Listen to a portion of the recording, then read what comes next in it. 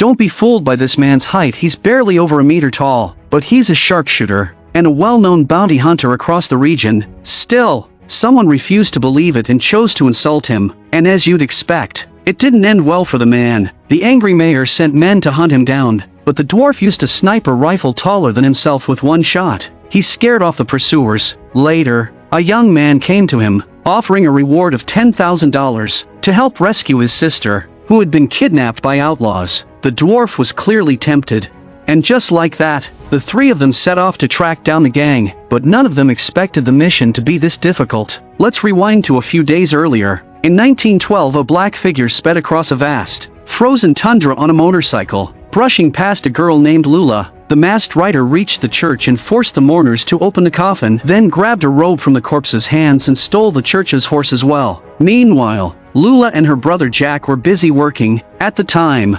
smallpox was running rampant. Their father had died from it, and only their grandfather remained. When Grandpa returned, he asked Jack to read the Bible for their father. Then he lit a fire and cremated both the house and the corpse together. After that, Grandpa drove the carriage, planning to take the kids east, where life would hopefully be better. Elsewhere, the masked rider arrived at a small town ravaged by smallpox. The town was eerily quiet. It looked completely deserted. Bored, the rider left the empty shop and returned to his gang. Back with Jack, Grandpa handed him a piece of paper and asked him to sign it. This would allow Jack to inherit an estate. When Grandpa passed away, everything would belong to Jack. Soon, the group arrived at a ferry crossing, but that's where trouble began. The masked rider and her men also wanted to cross the river, but this was no ordinary woman. She was Bill, the infamous throat slasher. Bill had committed every crime imaginable: murder, arson, looting. The government bounty on Bill's head had reached $10,000. She always stayed tightly wrapped.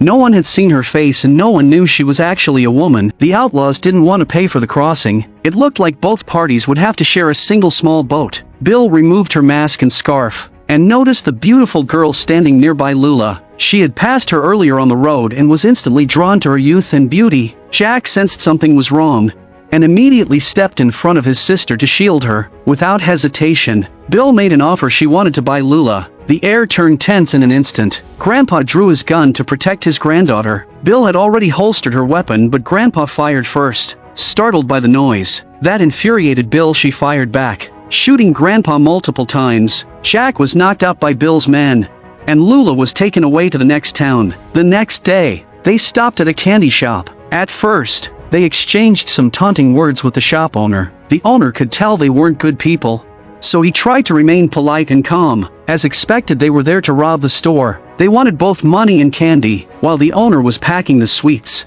Bill pulled out a piece of hay, chewing it like gum. Then she offered it to the shopkeeper to taste, a clear sign of humiliation. Left with no choice, the owner reluctantly accepted the straw. Just then, his son returned to the store. Lula, now awake, told the boy to run or the outlaws would kill him. Her yelling caught Bill's attention. The shopkeeper took the chance, grabbed his shotgun, and fired, but he missed. The next second, Bill shot him straight in the head. Then, she mercilessly killed the boy as well. Lula couldn't escape. The camera cuts to nightfall. Jack, unconscious, finally wakes up. He finds that his grandfather has been brutally killed, and his sister Lula is nowhere to be found. Grieving, Jack recites Bible verses for his grandfather. Limping, he heads into town only to see the townspeople surrounding one of Bill's injured men. They had already learned about the candy shop murders. Furious, the townspeople dragged the bandit to the gallows. Jack tried to question the outlaw, asking where Bill had taken his sister, but the angry mob knocked him out again. Meanwhile, Bill and her men brought Lula deep into the forest. Lula asked Bill directly, "Where are you taking me?"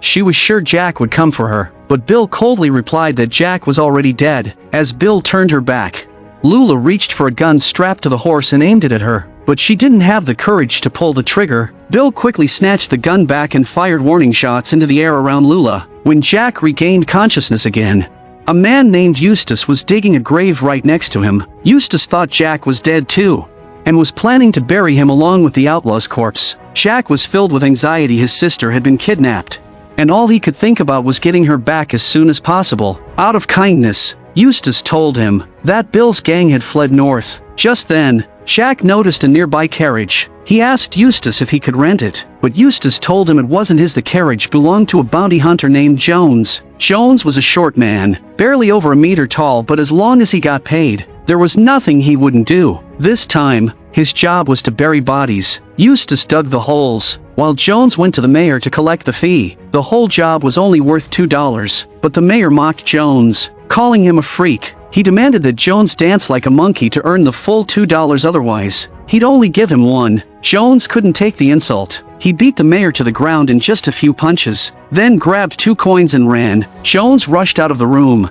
jumped onto the carriage, and fled with Eustace. Unbeknownst to them, Jack was hiding in the back of the carriage. The 3 of them successfully escaped the town, but the mayor's men gave chase. Jones stopped in the snow and set up a stand. He combined a scope with his rifle to create a makeshift sniper. From a great distance, he fired a shot and hit one man dead on, sending the rest running. Jack pleaded with the 2 men to help him rescue his sister. He said killing Bill would earn them a $10,000 reward. At first, they weren't interested, but Jack was persistent. He got on a horse and followed them. Meanwhile, Bill brought Lula into the woods for the night. She noticed Lula's cotton shirt and asked who made it. Lula told her it was sewn by her mother. Bill paused and said, "Looks like your mom had some talent." Then, without hesitation, she told Lula to take it off and tossed it into the fire, burning it to ash. At the same time, Jack and the others were resting in the woods. Late that night, Jones considered killing Jack and stealing his check, but Eustace stopped him.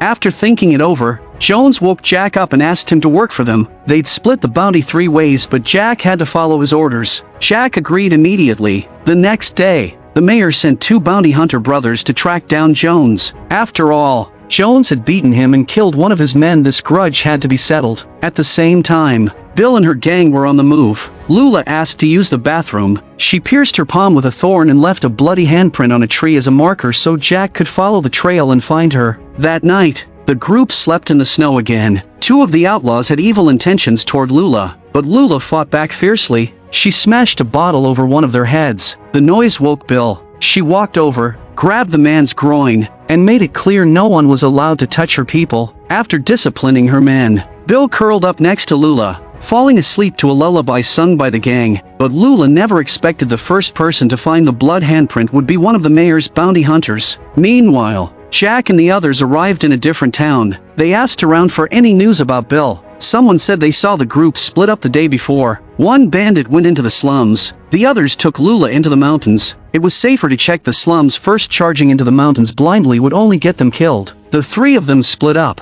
Jack, who had barely left his hometown before, wandered cluelessly into the red light district. His eyes were instantly drawn to a girl named Jimmy. The experienced madam instantly saw that Jack was a naive, pure-hearted boy. Jack told her he was looking for a fat man, but the madam said no one like that was there, then subtly shifted the conversation toward Jimmy. With a few tricks, she tugged at Jack's sympathy. He handed her a few dollars, buying himself a moment alone with Jimmy. Jimmy had tried to escape twice already, and had given up on the idea of freedom. Jack wanted to help her leave, but Jimmy didn't believe him. The last man who said that ended up selling her to the boss downstairs. To her surprise, Jack suddenly grabbed her hand. He was ready to leave with her by force. The boss quickly stepped in to block their way, and a fight broke out between the 2 sides. Benny didn't bother with the other bodyguards. He took on 2 opponents at once, and to be fair, his skills were impressive. Within seconds, Jack was left battered and bleeding, but in the end, Jack took advantage of a moment when the boss had his back turned.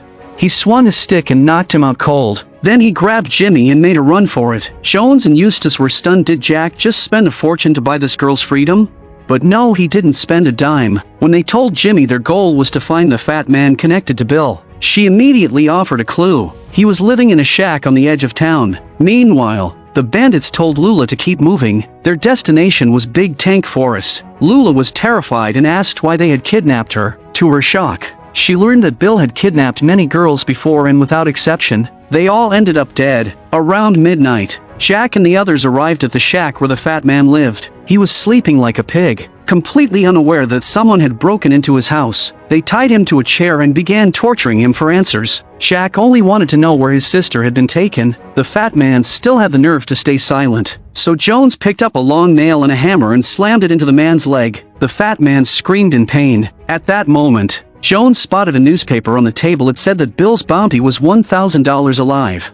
but only $300 if dead, split 3 ways. That wasn't even enough to buy a horse. As they were arguing about it, Jimmy came in from outside, where she had been keeping watch. Jones and the others walked out of the shack. Jimmy handed the fat man a shot of whiskey. Jack also promised not to take his life. Only then did the fat man reluctantly speak. He said that after every raid, Bill would pass through a transfer station. There was a good chance Lula would be there. Meanwhile, Lula tried to escape. The gang was moving through the snow-covered woods, but they ran right into the 2 bounty hunter brothers who had been tailing them. Their real target was Jones. Just as the trio was catching their breath, Bill and her people showed up. Lula was captured once again. The older of the bounty brothers was shot and killed by Bill. The younger one hid behind a tree and narrowly escaped. Early the next morning, Jack pulled out the deed to the estate he had inherited from his grandfather. He promised to give all 700 acres to Jones and Eustace if they helped him rescue Lula. Jones thought it over, then accepted the deed and handed Jack a revolver. The 4 of them headed for the transfer station. Jones, being the experienced one,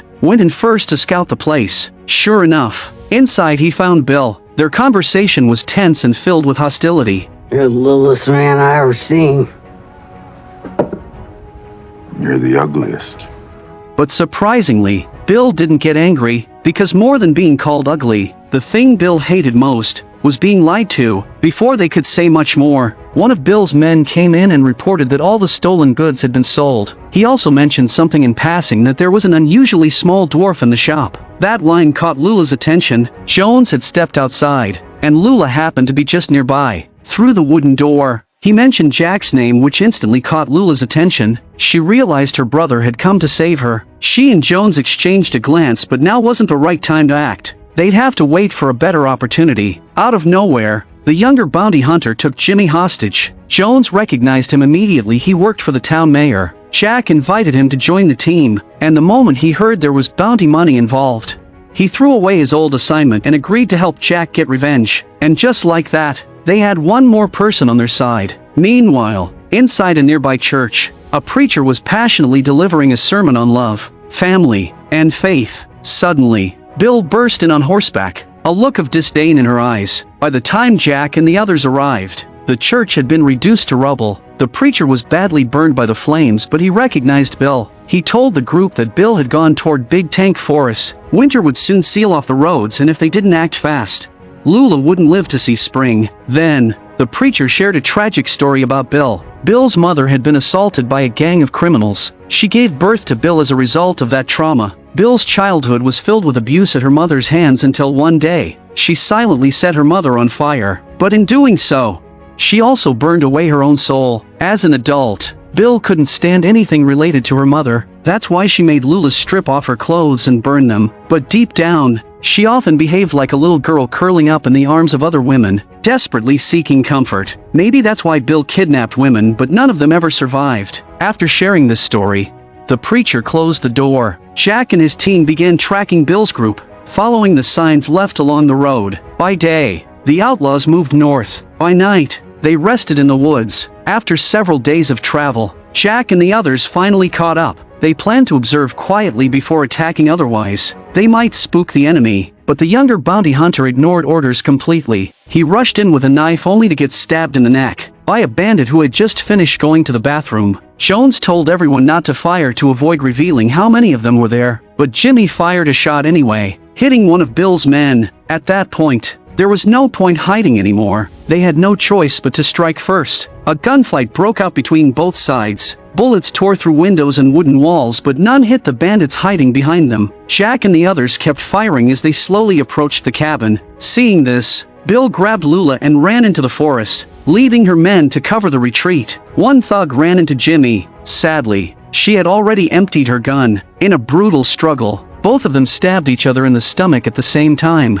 They died together. At that moment, Jack was searching the woods for any trace of Lula. The forest was shrouded in thick fog, and he could faintly hear Bill's raspy, terrifying laughter. Jack gripped his gun tightly and pushed deeper into the forest. Jones told Eustace to flank from the other side. After firing a few shots, he moved quickly again. Both Jack and Eustace were looking for Lula's location, but it was Eustace who ran into Bill first. Meanwhile, Jack was shot in the arm by one of Bill's henchmen. Jones was still searching from a distance, trying to get a clear shot. At a critical moment, Bill's gun jammed. Lula seized the opportunity and tackled her to the ground. Unleashing all her pent-up fury, she beat Bill violently. But even after the brutal attack, Bill got up again and held a knife to Lula's throat. Thankfully, from far away, Jones took a shot and killed Bill with one clean bullet. Bill's final word before she died was "Mother," but tragedy struck. Jack had taken 2 bullets. He was losing too much blood, and he couldn't hold on. In the end, he died in his sister Lula's arms. Lula was overcome with grief. Eustace, who had taken down the last of Bill's henchmen,